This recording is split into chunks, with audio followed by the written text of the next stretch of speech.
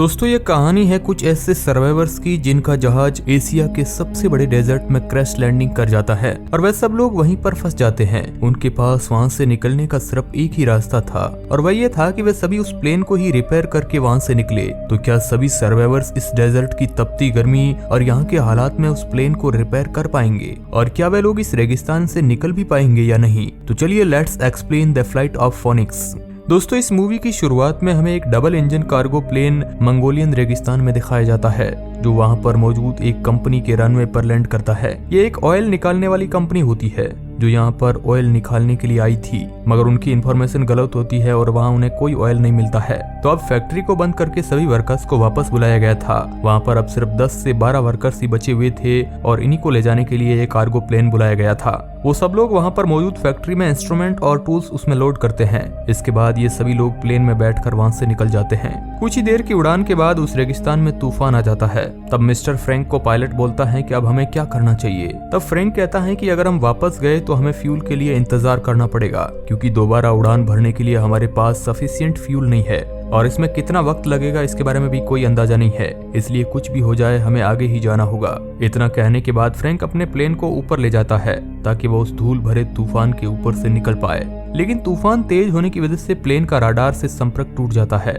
इनका plane overload होने की वजह से ज्यादा ऊंचाई तक भी नहीं जा पाता और ये तूफान में फंस जाते हैं, जिसके बाद ये रेडियो से मदद की गुहार लगाते हैं मगर इनका कांटेक्ट नहीं हो पाता।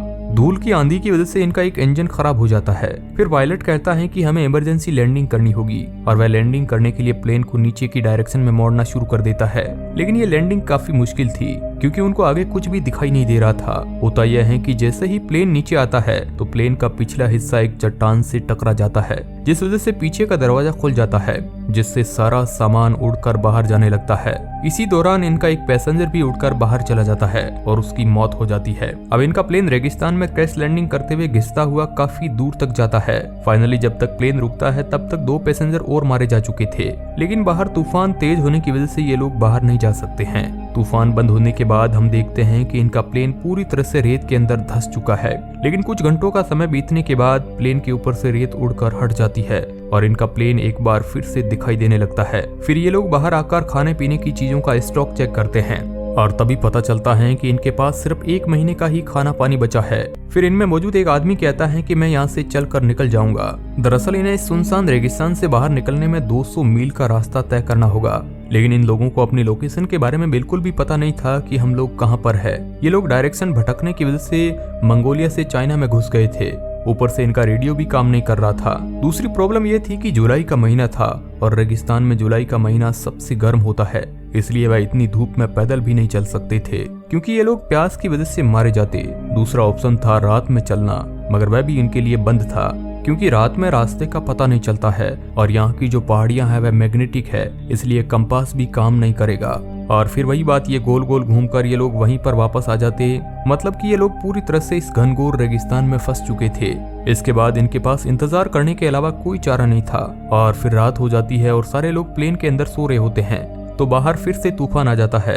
तभी इनका एक साथी बाहर टॉयलेट करने के लिए जाता है और जब वह वापस आ रहा होता है तब उसका पैर एक पत्थर के टकराने की वजह से वह लुढ़कता हुआ नीचे की तरफ चला जाता है। तूफान तेज होने की वजह से उसे कुछ भी दिखाई नहीं देता है और वह व्यक्ति रास्ता भटक जाता है। मदद के लिए चिल्लाता भी है लेकिन आवाज सुनाई नहीं देती। सुबह के वक्त वो लोग उसे ढूंढते हैं लेकिन उसका कोई अता पता नहीं लगता है क्योंकि वह व्यक्ति कहीं रेत में दफन हो चुका है। इस बात से सब लोग निराश हो जाते हैं। फिर इनमें से एक महिला पायलट के पास जाती है और पूछती है कि कोई हमें यहाँ पर बचाने के लिए आएगा।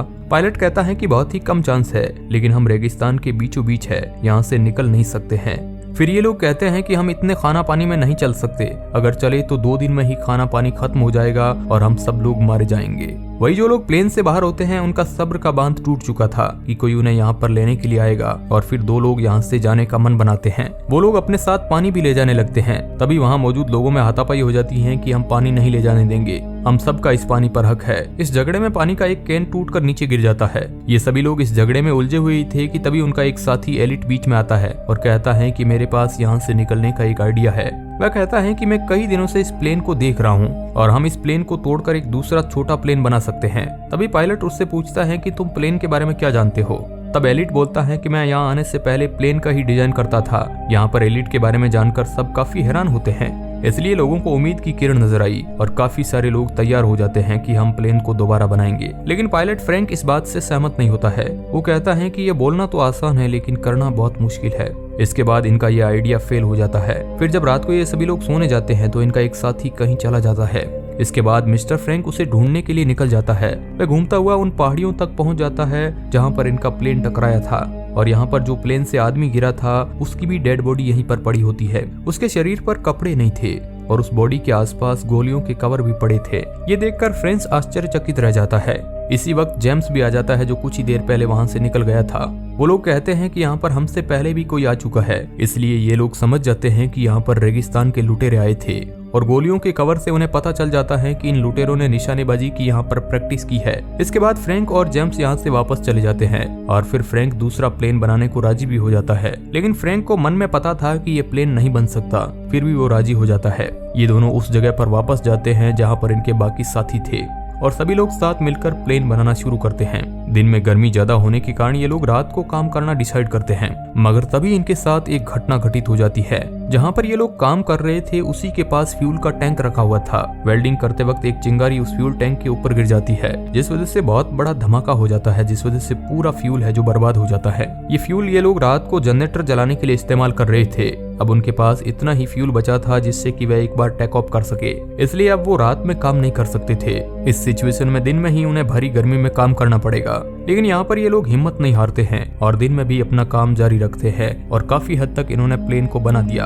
अब इनके सामने एक चुनौती ये थी कि उसमें एक विंग जोड़ना था और अगर ये काम सही से नहीं हुआ और ये भी नीचे गिर गया तो इनके पास एक ही मौका है, क्योंकि ये बहुत ही ज्यादा भारी था और एक बार गिरने के बाद वापस उठाना उससे काफी मुश्किल था और इन लोगों के पास ऐसी क्रेन भी नहीं थी जो इतने भारी सामान को उठा सके। ये लोग बड़ी सावधानी से इस काम में लग जाते हैं, लेकिन तभी उस विंग को बंधी हुई जंजीर टूट जाती है, जिस वजह से विंग बहुत तेजी के साथ नीचे की तरफ खिसक जाता है और सीधा प्लेन से टकरा जाता है और बिल्कुल उसी पोजीशन में जाकर सेट हो जाता है जहां पर उसे लगाना था। और अब इस विंग के जुड़ने के बाद इनके प्लेन का पूरा ढांचा तैयार हो चुका है। अब ये लोग बड़े खुश हो जाते हैं और एक उम्मीद भी इनके सामने जग चुकी थी कि हम लोग यहाँ से निकल पाएंगे, इसलिए ये लोग आपस में मस्ती करने लग जाते हैं। इसके बाद ये लोग आगे के काम में लग जाते हैं, मगर तभी यहाँ पर बारिश का मौसम छा जाता है जिसमें बहुत सारी बिजलियां गिरना शुरू हो जाती है और इनके प्लेन का जो विंग है उसके अंदर पेट्रोल है, इसलिए ये लोग वहाँ से भागकर उससे दूर हो जाते हैं। मगर एलिट प्लेन छोड़कर यहाँ से जाने को राजी नहीं हुआ। जब उसके ऊपर बिजली गिरने ही वाली थी कि तब फ्रैंक उसे दौड़कर बचा लेता है और उसे वहाँ से दूर कर देता है। और एलिट के बिना यहाँ पर प्लेन को कोई भी पूरा नहीं कर सकता था।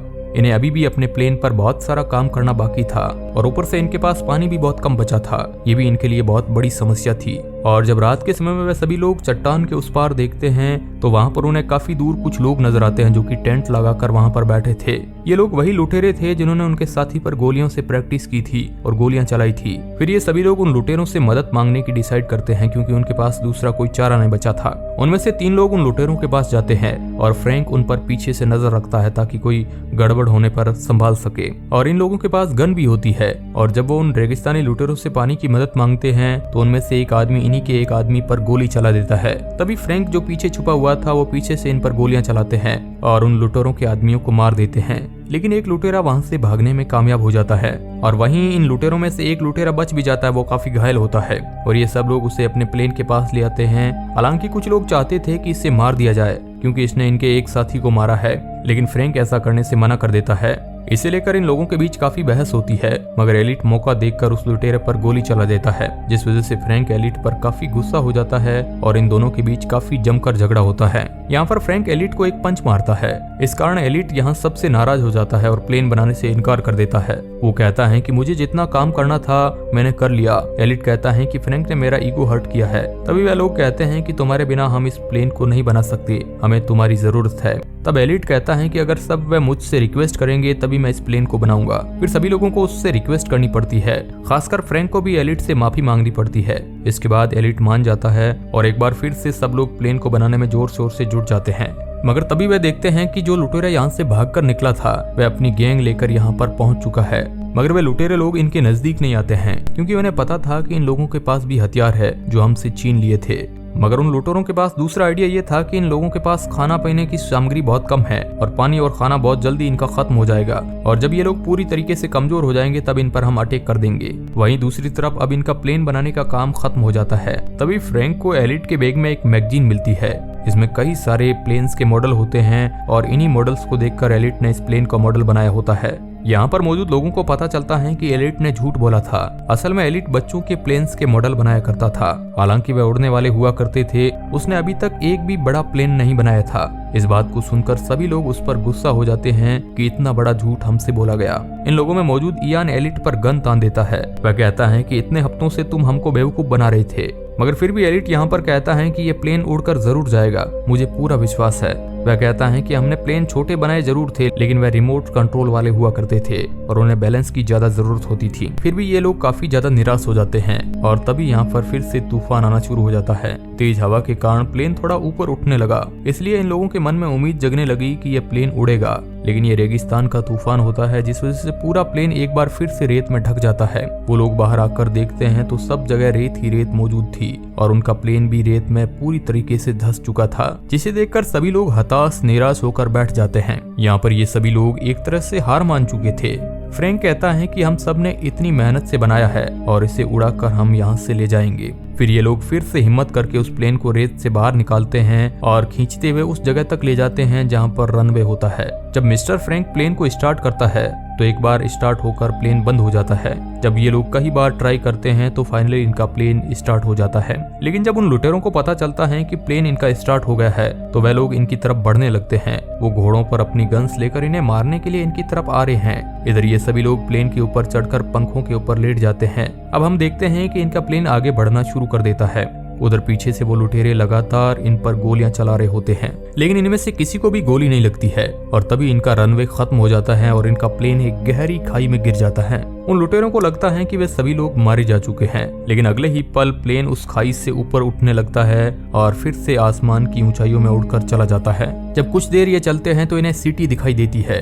ये सब लोग इसे देखकर बहुत खुश हो जाते हैं और इस तरह से ये लोग यहाँ से बचकर निकल जाते हैं। और लास्ट में हमें इन सब की फोटोज दिखाई जाती है, जिसे देखकर पता चलता है कि ये सब लोग अपने परिवार के साथ अपनी लाइफ में काफी खुश है। फ्रैंक और उसका को पायलट अपनी खुद की एक एयरलाइन कंपनी खोल लेते हैं और एलिट की फोटो एक मैगजीन के फ्रंट पेज पर छपी होती है, जहाँ क्वेश्चन मार्क के साथ लिखा होता है कि नासा की नई उम्मीद। इस तरह ये मूवी खत्म हो जाती है। दोस्तों, इस मूवी के बारे में आपका क्या ख्याल है? कमेंट बॉक्स में हमें जरूर बताएं। धन्यवाद।